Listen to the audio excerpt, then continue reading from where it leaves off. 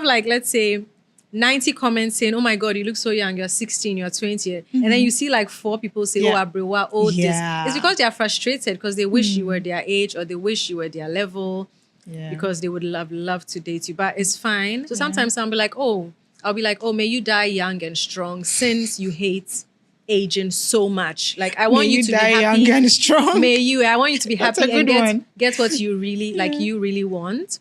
My music is extremely different from the norm. I still have people asking me, is this music? Are you talking? What are you doing? I'll be like, oh, I'm frying plantain. What does it look like I'm doing? There's always a lot of backlash on your socials. And again, I see how you handle your own. Does it impact you in any way? And how do you manage to still be authentically you regardless of these comments that people say? The way it impacts me is to even do it more. I love that. Hey, welcome to yet another episode of the Black Women Mic'd podcast. We are still on our very first season where we are talking about Black Women Reimagined. We are reimagining ourselves on our own terms, for ourselves and for who we believe we are. Today I have a very, very, very interesting guest, and I find her interesting generally. She is amazing. She is multi-talented. She is beautiful. She is controversial in ways that aren't controversial, but because of the setting of our society, she's considered controversial. I can keep going and going and going. I'm in a fangirl mode. Since she got here, I've been restraining myself from fangirling because she is one of the celebrities in Ghana that I so admire and, just stalk every now and then. Her name is Sister Derby, the African Mermaid. Hi. You guys should have seen what we went through. Earlier, what we did, not what we went through. What we did. We jammed and danced to her newest song. It's called Africa Madonna. If you haven't heard it, go listen to it. Go right now, like pause and go to her TikTok and watch the videos and join the trend. Yes, you have to join the trend. Thank you so much for coming, Sister Derby. Thank you for inviting me. And welcome. Thank you. So what we do here is, aside the introductions, we let our guests introduce themselves. We know you as a model, you're a musician, you are an entrepreneur, but beyond that, please tell us who you are. Who is Sister Derby? Okay, so I like to describe myself as a Afropop artist, an advocate for human rights and sustainability, both in terms of plastic pollution and textiles. And what else do? I have a clothing line. So I think that's where the entrepreneur part comes. And I love to creative direct. So all my music videos that I ever put out, I did the creative direction myself, as in from the styling and also the production. So even if I may have an assistant, I do the main production from the casting to location wrecking and even casting who I want to direct it for me and who I want my DOP to be. And it's just something that I'm very passionate about because for me, it's a whole art project. And I love to see it come to reality. Yeah. That's amazing. Thank you. How has the journey been like being in the music industry, doing modeling, especially for how women in the industry are viewed and, related to, and how they also most often don't survive in the industry. We've seen a lot of women musicians come in and then they disappear from the scene, but you have been consistent and you're still here. How do you maneuver the industry? I don't know how I've done it, but I've always been different. Like even my mother wonders where I get my courage from. But I feel like it might be all from my upbringing. So I was always trusted and allowed to do what I wanted to do. I grew up mostly only with my mother since I was 3. I grew up in the midst of boys. I had only brothers. So I had 2 brothers and an adopted brother that were growing up with my mom. And as I said, I've always been given freedom. But at the same time, I'm very happy that I didn't kind of abuse that freedom. I always wanted to make my mother proud because I appreciated the freedom and her providing me with everything that I wanted. But coming up in the industry has been challenging. It has been difficult because it was never a plan for me to become a musician. It was never a plan for me to be an entertainer. Yeah. So it's been difficult in the sense that I never had, and I still don't have, I've never had a manager. I've never had management. I've done everything on my own. And it's been difficult because we all know that it's male dominated and it's hard to get shows. Even if someone claims they want to manage you and they have your interest at heart, you know, it comes with strings. Yeah. I've heard of women in music or in the entertainment industry that have been abused in relationships with like their partner who was also their manager. I don't think it works well together, especially like if you don't plan it properly from the beginning. And if, you know, one person has, what's the word? Let's say like a bad mind or, you know, alternative plans.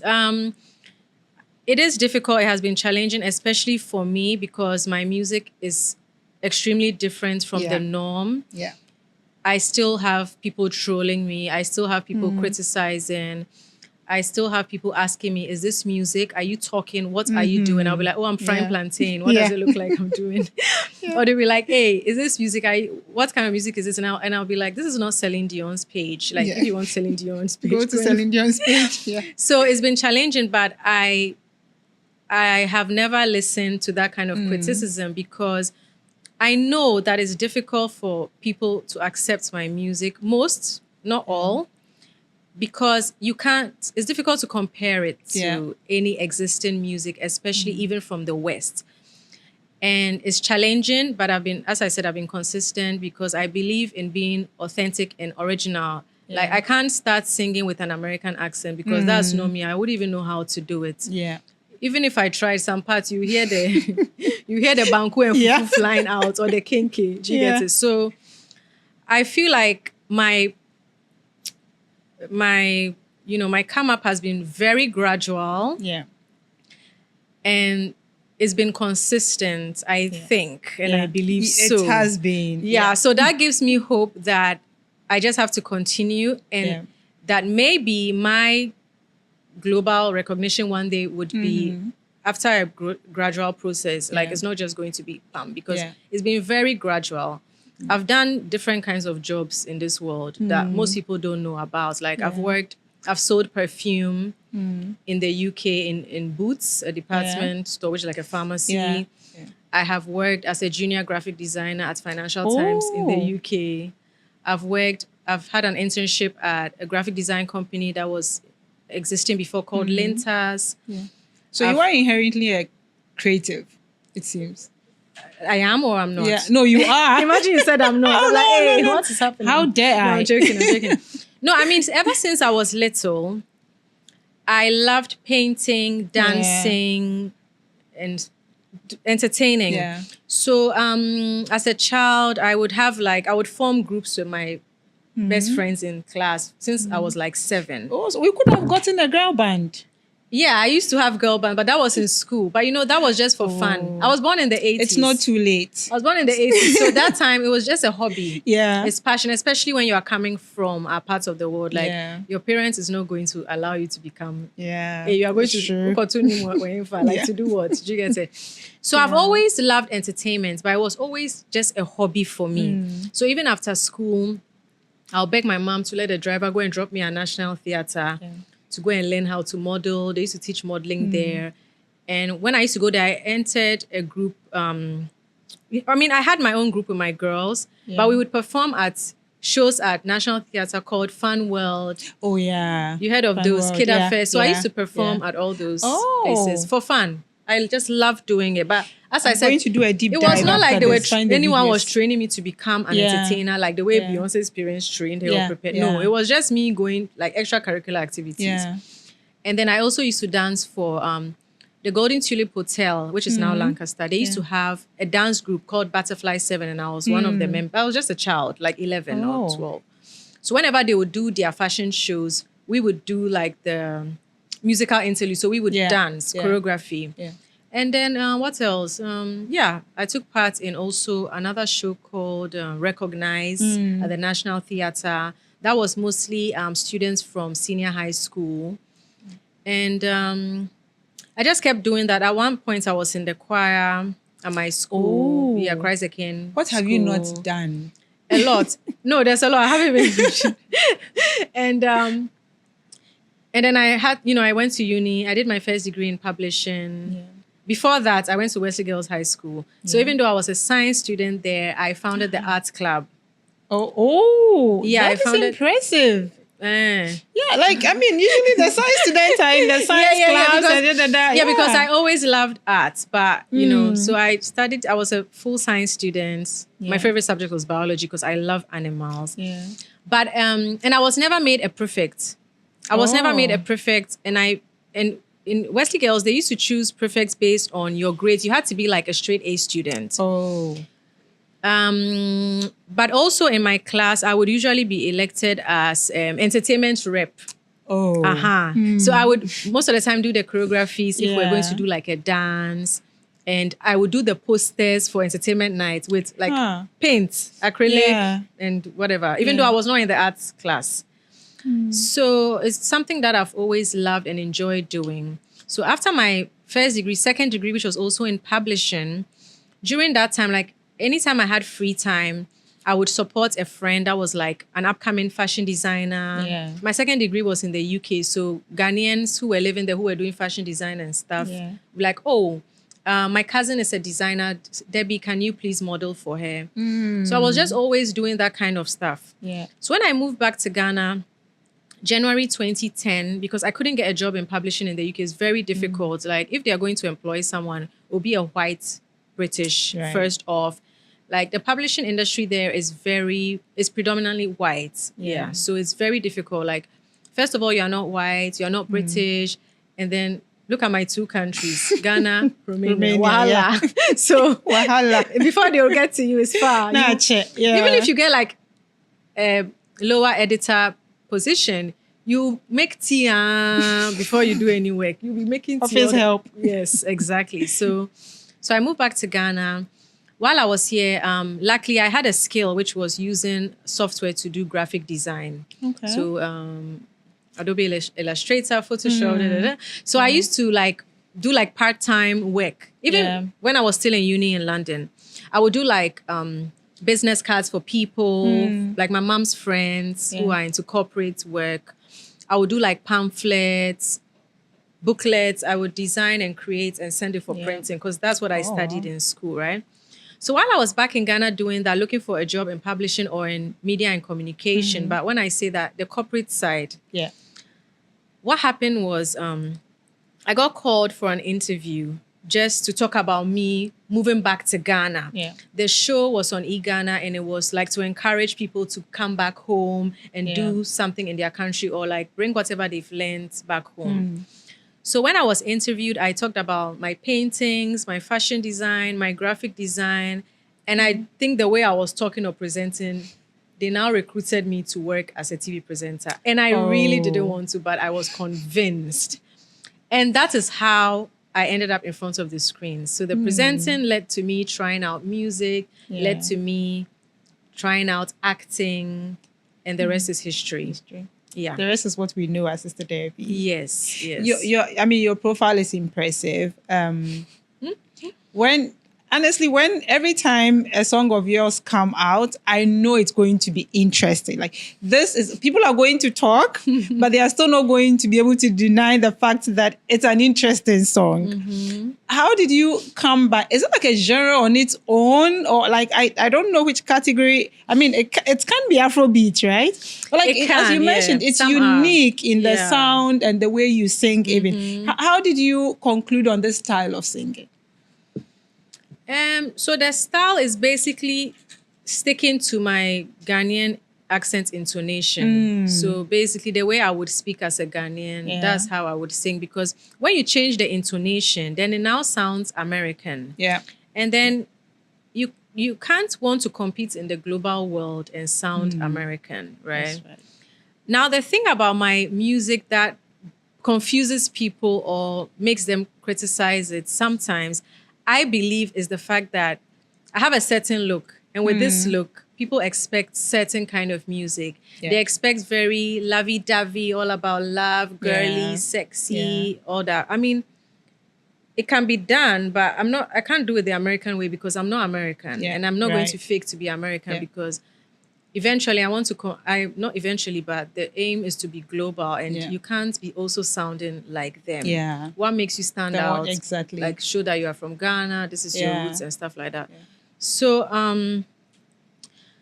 the music just comes, so like I just think of a concept or something that I've experienced. Mm-hmm. And then I look for a beat or give a melody and then we get a beat created to Yeah. suit it. And I'm someone who loves joking. I love humor. I love teasing. Yeah. I love fun. So I feel like that is what my music reflects. And I call it Afro pop. It's basically pop music. Yeah. Pop, but because it's African, Yeah. I just refer to it as Afro pop. Pop. Yeah.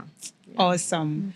Let's circle back to you, how you have thrived in the industry. I have watched interviews of you Okay. where presenters have asked you, and I'm not going to say, excuse me, my language, like very stupid questions, like very sexist questions. And, there's been a lot of very public, I don't say controversies, but, your love life has been public and Yeah. people have had opinions. And I've seen Yeah. you on shows where people are supposed to be professionals are asking you very stupid questions. And even I sit, I'm like, if I could reach into this TV and give this guy a punch, like just one blow. No, and knock. Yeah, right. And I know you're able to hold your own, especially on social media. But how have you dealt with this generally? You do it with a lot of grace. How do you do that? I just always remind myself that everyone has a different upbringing and background, and not everyone is exposed to. I learned a lot from Twitter. I read a lot, and I like to follow people that are like have PhDs, but like are open-minded, are exposed, don't like judge people. Yeah. Let's see. Yeah, people who understand the world, who understand politics, who understand patriarchy, who understand culture. Yeah. Like there's a way we are to speak and express ourselves and to be sure that we don't harm or insult or hurt someone's feelings or like judge someone or, But as I said, I understand that not everyone has that exposure or that education or that upbringing. Yeah. So I don't really take it personally. I try to, sometimes I use sarcasm to try and expose the person's ignorance, like to make people think. That's why also my music provokes thoughts more often than not. But I don't take it personal. Sometimes it's just sad because, oh my God, this is how this person thinks. Like you even have women trying to bring you down. And it's sad because I'm someone who I feel like tries to inspire women to be confident and to be independent and to believe in themselves, So it can just be sad sometimes, but I don't take it personal. Because I don't expect everyone to understand what I'm singing about in my songs. That's true. Yeah. I mean, you can hire me to fight. I want to fight. 'Cause Sure, some people, sure. they just need a blow or two to reset their thinking, and we're good. Let's talk briefly about you personally and the way you project yourself.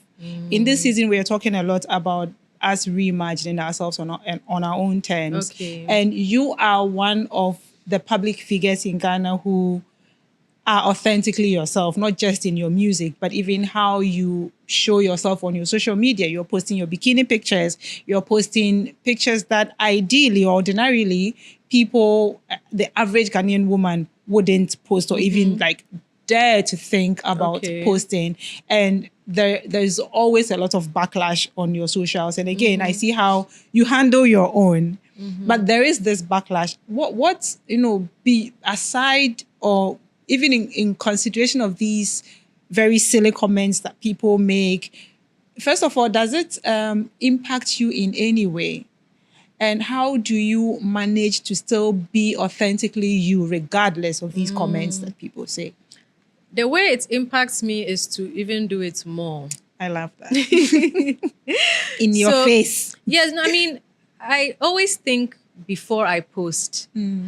Like, I'm actually proud of myself because I don't think there's a tweet there of me saying something stupid that someone has said, hey, this girl there, she's stupid, don't need answer. Like, sometimes I see some kind of comments, but I don't. Like, I always think of consequences or how a certain political party would take it or how a certain religion would take it. Now, me posting, if I'm at the pool and I post pictures and there's skin showing, I know that butt cheeks have never harmed or hurt anybody. I know it brings joy to boys. And I know that Ghana is hot. Sometimes the bet, it doesn't far. So sometimes I put pictures on Twitter. I'm like, oh, this is for the boys to make people happy. They'll be like, oh, we are going to get our Vaseline. Sister Debbie, thank you. Like, sometimes you just have to, in your own small way, do what you can. And that's what I can. And I know that that's what they like. You get it. But you even do charity on top. Yes, I do charity. And so I don't think I have ever like posted something because I would have been in jail by now. I know that anything I do, I've thought about it. Is it harming someone? You can't say, oh, butt cheeks is bad for children. Growing up, I saw butt cheeks. It didn't make me a bad person. I tell them when they try to criticize or insult, I'll be like, use the same anger to distill the gutters.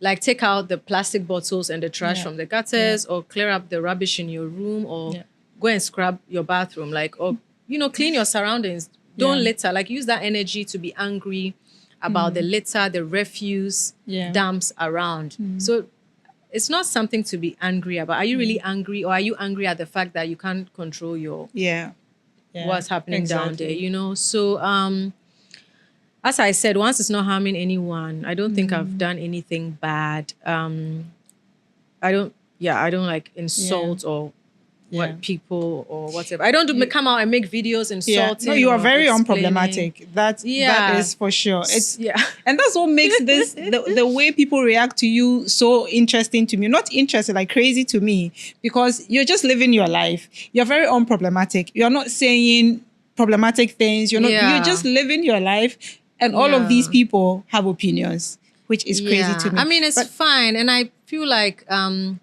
sometimes people just lash out because they really don't understand me. So sometimes it comes from a place of frustration. But I don't want to deny the fact that I also do get a lot of love. Like, I remember the first semi-nude photo shoot I released. I think it was when I became popular. The first one was in like 2014, okay? But before I was Sister Deborah, when I was just Deborah, it was 2008, right? But when I became an artist, Sister Deborah, it was 2014. And 2014 till now is over 10 years or 10 years. So the backlash and the insults about maybe semi-nudity or, it's just bikini pictures, lingerie, it has reduced, honestly. So as of now, there's more positive. It's like 90% positive or even 95% positive than, negative. So is it the case that they saw that regardless of what they said, you were just going to be you? And so they're like, probably, or they probably realized that could be one. That's why it's good to be consistent. And another thing could also be maybe people have started thinking like, oh, but she actually hasn't done anything wrong. Hairdressing like this hasn't affected me in my life. I still had to go to school. I still had to go and hustle. Or, do you get what I'm saying? So it could be many things. I can't talk for people and think for them. But I wanted us to talk about something, but because you mentioned, people should use the energy to clean their gutters and all of that. You do a lot of activism. You do environmental activism. You do queer rights activism. How did you get into that space? And also, there's also a lot of backlash from that. There's been the advocacy for the queer rights. And some George issues, being all over the place. Why is this important for you?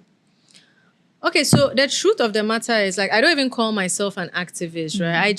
I'm just someone who, let's say, like today you invited me here to talk about women or myself in general, and then the question comes up. Now, when the question comes up, I never say, oh, no comments or I don't want to talk about it. I always answer. And then maybe it trends most of the time or it goes viral. So then it looks like I'm on a campaign, but I'm just minding my business and then I'm asked. But because I'm outspoken and I speak about it, it looks like, oh, she's an activist. But honestly, I don't go to the streets and hold placards because I know that I can't spoil the face for this country because If the face poor, it's me now that I'll be It's looking for money. business. Nobody's going to bring me money. Yeah, yeah. So what I'm trying to say is that it's like, let's say us here in the room and the topic comes up and you ask me and I'll Yeah. speak my mind and explain to you why I say that.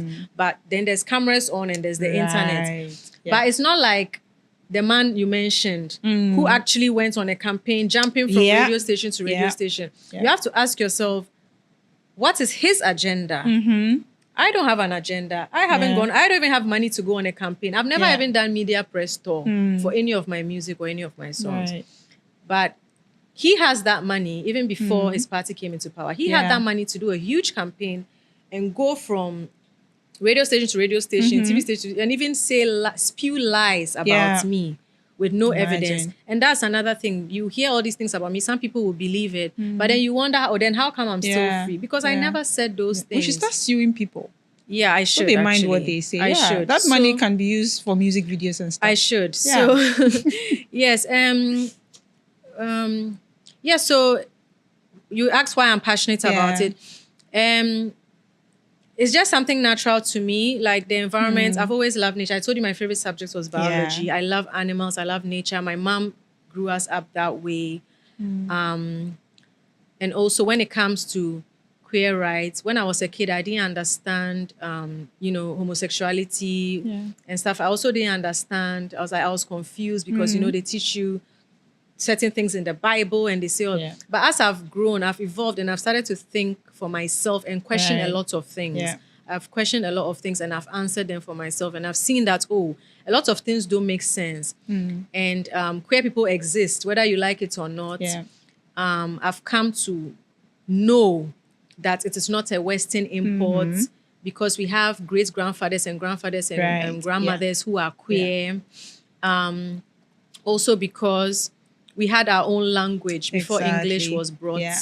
We have terms for queer people and our ancestors, our forefathers lived in harmony with queer people. There was never a problem. Nope. Now, I feel like people are just afraid because of the letters, but it's just English language and the letters is just an abbreviation. Yeah.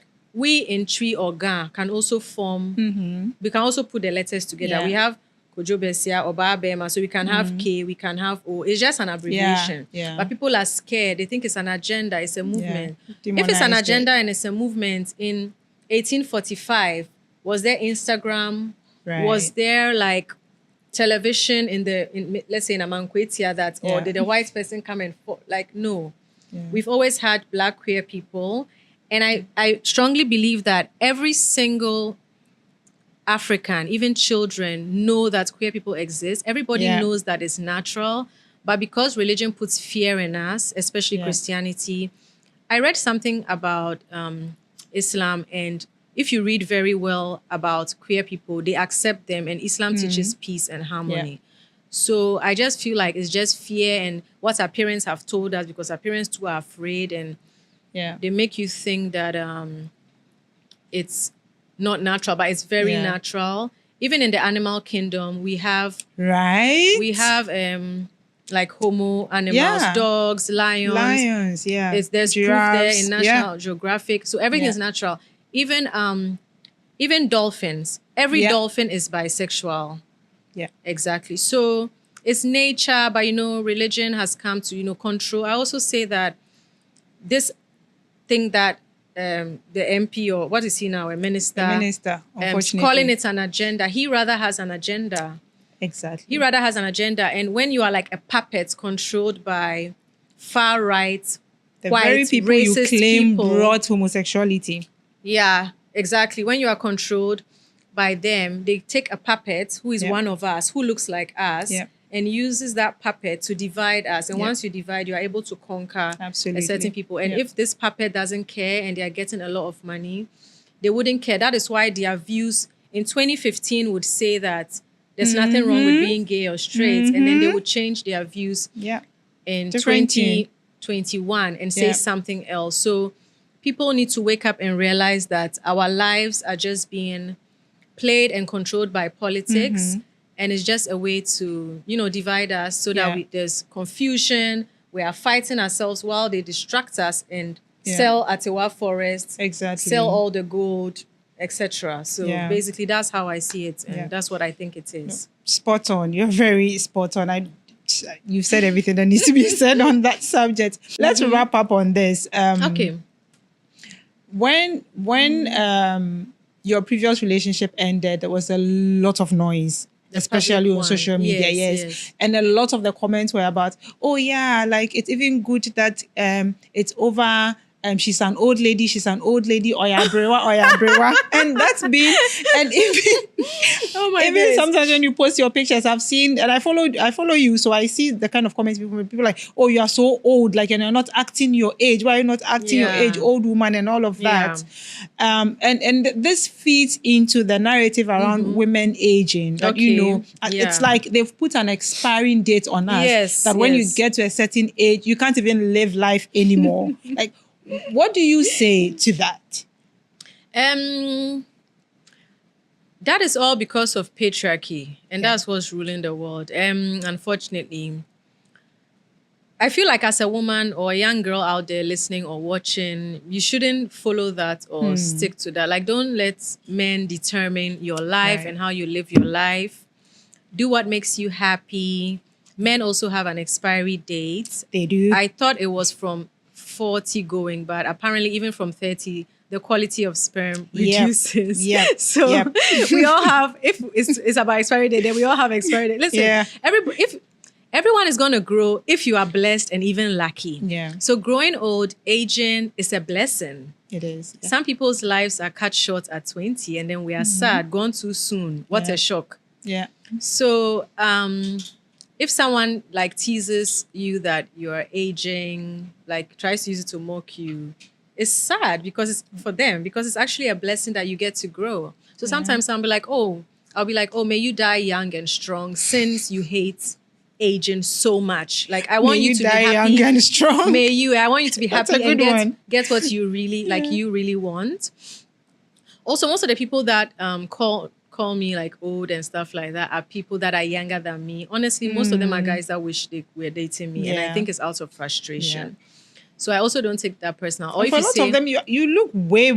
Like I'm like, it's annoying. Are we seeing the same person? What is wrong with you? I know. And then I have let's say 90 comments saying, oh my God, you look so young. You're 16, you're 20. And then you see like 4 people say, oh, Abrewa, oh, this. It's because they are frustrated because they wish you were their age or they wish you were their level because they would love to date you. But it's fine. And it's also because like with the previous public breakup, it was also because I was much older. So they used that. And I'm so happy he's dating someone older now again. What do you say to that? I'm so happy. In your face. Yes, and then people make it sound like you, the woman, like, look at me. Do I look like I need to chase or go after someone? Right. No, come on. Yeah. So if I'm dating a younger person or young guys, it means they came for me. I don't go for them. And maybe they convinced me, So yeah. She was convinced, Thank you so much, Sister Debbie. You're welcome. I don't want another side eye, so we are going to wrap up here. Okay. We have been talking to Sister Deborah, the African Mermaid. Like I said, go listen to her new single. It's Africa Madonna. Do the dance. We have done the dance. We'll show it to you. Go do the dance. We've been talking, like I said earlier, to Sister Debbie. She's a musician. She is a model. She's an entrepreneur. She's an artist. She doesn't want to call herself an activist, but I've seen all the activism she's doing. And so I'll call her an activist. Thank you again so much, Sister Debbie, for being with us. This has been the Black Women Mic'd podcast, still on the season. African women reimagining ourselves for ourselves and on our own terms. My name has been Abena Beniwa Fosu. Do interact with us on all of our socials. It's Black Women Mic'd everywhere. Black Women Mic'd on Spotify as well and all other podcast platforms. So we'll bring you another episode. It's bye from us.